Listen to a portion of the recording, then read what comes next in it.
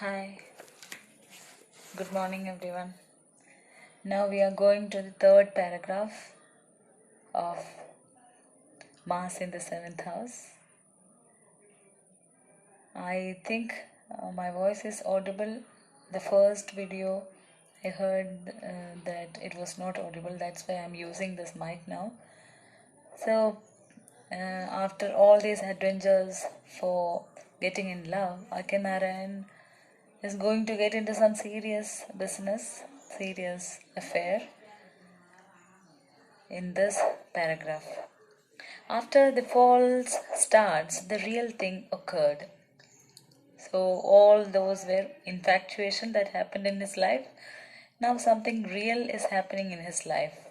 Real thing occurred. In July 1933, I had gone to Coimbatore, escorting my elder sister, and then stayed on in her house. So he moved during 1933 to his elder sister's house and he stayed there. There was no reason why I should ever hurry away from one place to another. So he had no hurry, he was not hurry to go back, so he stayed for a while there because I was a freelance writer and I could work wherever I might be at a particular time. So he was working as a freelance writer. That means he can work from anywhere and he must be having some deadline and he has to submit the articles that he is writing on that or before that deadline. So that has been done by him anywhere or anytime. So that gave him the freedom to work from anywhere. So he was not in a hurry to go back. One day I saw a girl drawing water from the street tap and immediately fell in love with her. So, this is a serious thing that he is talking about. He saw a girl taking water from the street tap in Coimbatore and he suddenly fell in love with her. Of course, I could not talk to her. This was um, this was common. They could not get a chance. They will never get a chance to talk. I learned later that she had not even noticed me passing and repassing in front of her while she waited to fill the brass vessels. So they used to take water, the women folk used to take water in brass vessels, and later he understood from her own mouth that she didn't notice him at all. She came, took water, and gone. She didn't notice who is looking at her. So it was again one way, but it was a strong love that he felt inside his heart. And once it is very severe, very serious, what happens? I craved to get a clear, fixed mental impression of her features, but I was handicapped by the time factor, as she would be available for staring at only until her vessels filled, when she would carry them off and not came out again until the next water filling time. So he wanted to get a full figure of her because they will they will not see occasionally they will not see another time in the same day. The only time they are seeing each other is during this water filling, and there might be many other women also. So they staring to stare at her, to look at her. The time is duration is very limited. So he just tried to figure out the uh, girl, the look or the figure, the form of her, but it was not a complete one because he can't be so flirt in front of others. So he had this decent image also. So this was a very short period of time. She was outside her house and he had to wait for the next day when she would take water from tap that he could only able to see her. I suffered from a continually melting vision. So he never got the complete vision of her body or her face. That vision itself was incomplete. The only thing I was certain of was that I loved her, and I suffered the agonies of restraint imposed by the social conditions in which I lived. So he was certain in only one thing, that was that he loved her. He realized that it is a love which is stronger, which is serious. So he felt it in a different manner. And he started realizing the other relations, other girls were only infatuations, and I suffered the agonies of restraint imposed by the social conditions in which I lived. So we talked about the social conditions. Look at the year it's 1933, British India, and it is a very orthodox society. Women normally won't get chances to go outside. They had no freedom, and men also, they can't talk to women. They have no scope of meeting each other. So that was there. And agonies, that worry, that tension of restraint, this prevention, society prevented them to see each other, meet each other, talk each other. So that again made him so painful. That restraint was so worrying. And the tall headmaster, her father, was a friend of the family and often dropped in for a chat with the elders at home while on his way to the school, which was at a corner of our street. So this girl's father was a headmaster near his sister's house, and he was a family friend of that his family. So he used to come and talk to the family, his family, now and then, and which was at a corner of her street. So their house was in the corner of the street. The headmaster's daughter, and the school were all within geographical reach and hailing distance, but the restraint imposed by the social code created barriers. Actually, this is a very painful condition because she is very closer. Her house is very closer. The schoolmaster's school, her house, his house, all houses are very closer, and but again they can't see each other, they can't talk to each other, they can't even go to the houses. Akinaran really can't go to her house. So limited distance but no scope of seeing each other. So it made a difficult situation. Social code created barriers. It was a real barrier for him to reach to her. I attempted to overcome them by befriending the headmaster. So like he imagined to make a friendship with the engineer, that engineer who was a brother-in-law of a girl he saw once. He really befriended this headmaster. They became very friends because they had some uh, topics to discuss in common.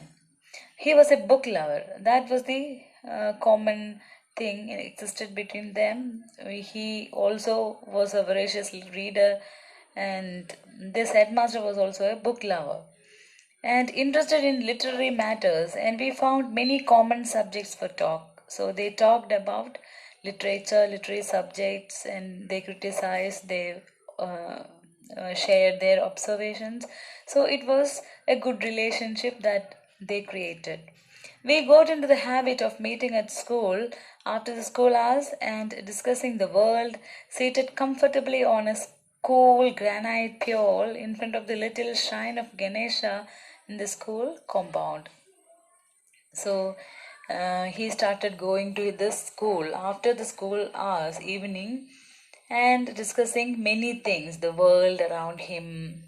And they used to sit in front of the cool granite piole. Piole is a what veranda, the front platform or porch in front of the school, and there was this shrine of God Ganesha. So during those days, schools had this.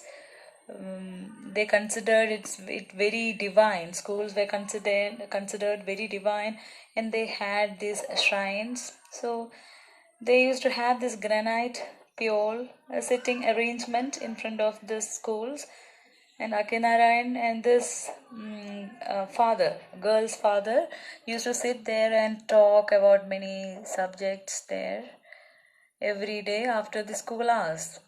One memorable evening, when the stars had come out, I interrupted some talk we were having on political matters to make a bold, blunt announcement on my affection for his daughter.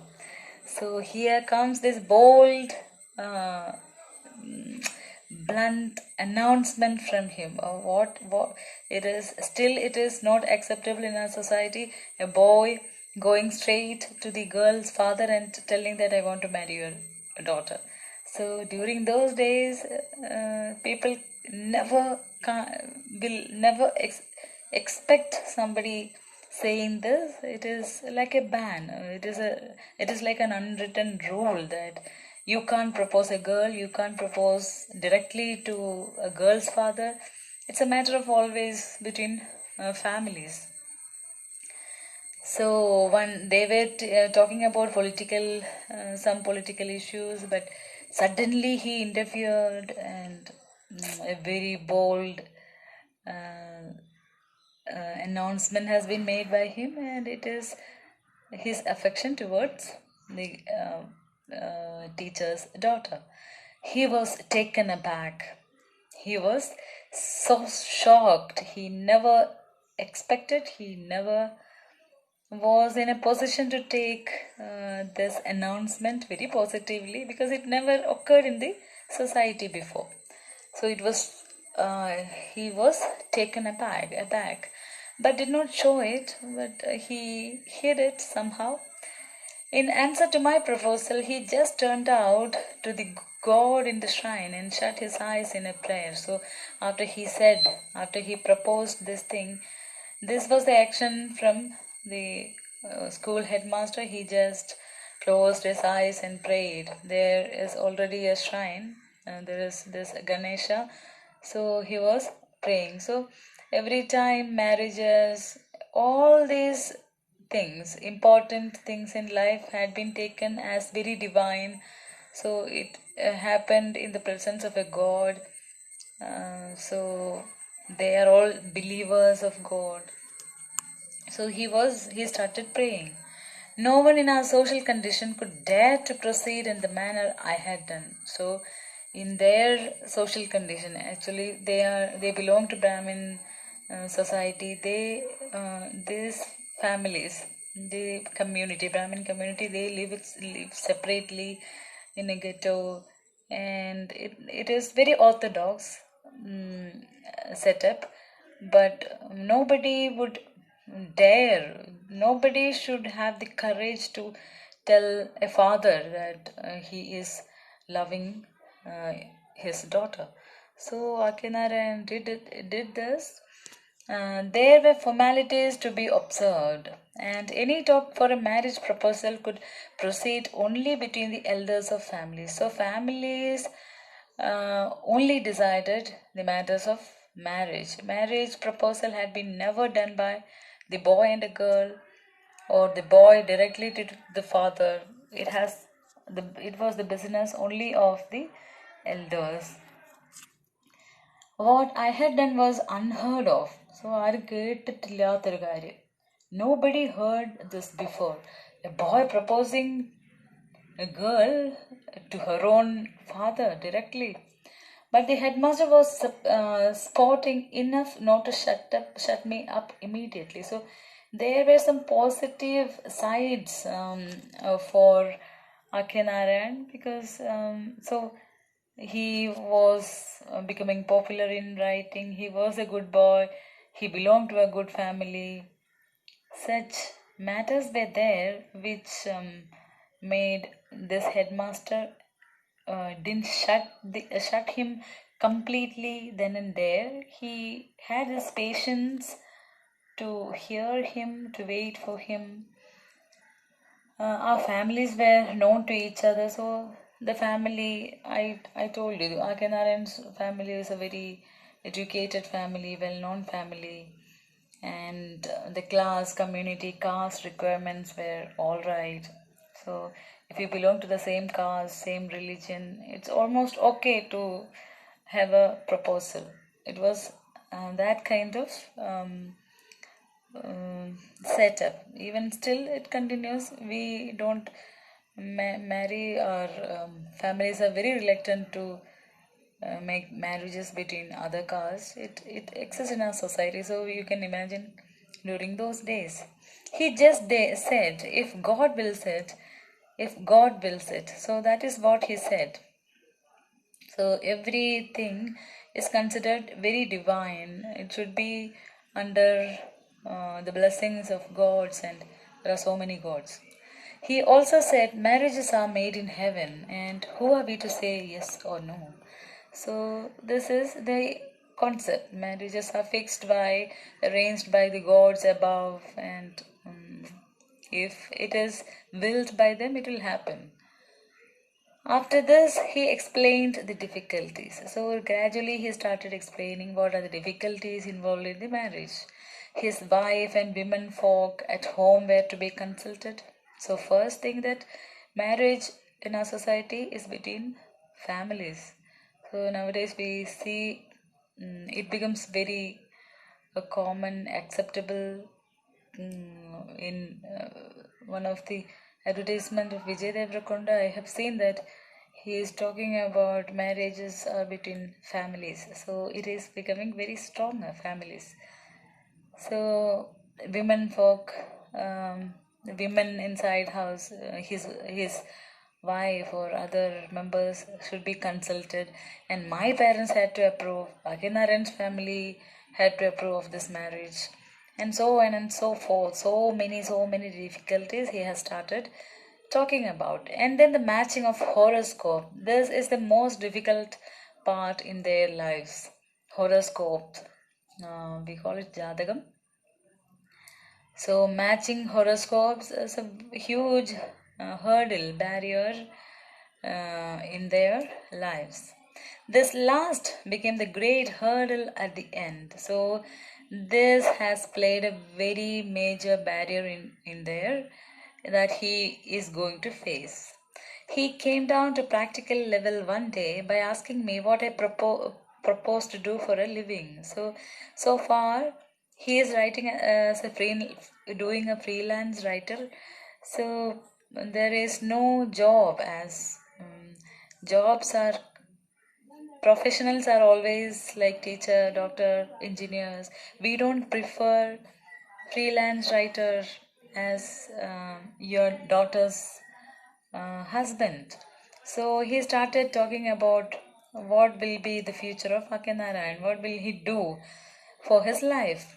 Luckily for me, at about that time, a small piece that I had written, um, so he had written in a newspaper, in a publisher, about how to write an Indian novel, lampooning Western writers who visited India to gather material. So there was a tendency for Britishers to visit India, and they collect materials and they write whatever they liked, they wish to write about India. They had this concept of India like India as a India where people who worship snakes, India where these tigers roam around, India as a mysterious land. And there are so many things full of cow dungs all over roads, not developed for poor people. So there are so many concepts that they have, and they collect materials from here, they take photos and they publish it outside. So this tendency had been criticized by Akenarayan in this writing, and this was becoming very popular, and thus he became very popular. It was accepted by Punch and brought me 6 guineas. This publisher, a very famous publisher, published his particular article, and he got some 6 guineas. 6 guineas are a lot of um, good amount of during those days. It's a good amount.